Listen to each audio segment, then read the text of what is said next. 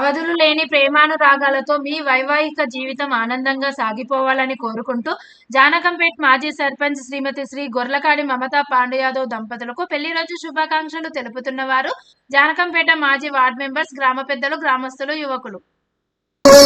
అడుగడుగున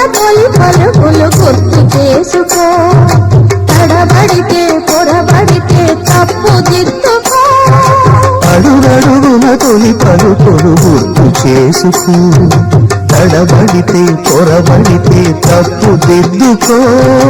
ఒకరినొకరు తెలుసుకొని ఒడిదుడుకులు తట్టుకొని, ఒకరినొకరు తెలుసుకొని ఒడిదుడుకులు తట్టుకొని, మసకేయని పున్నమిలా మనకి నింపుకో.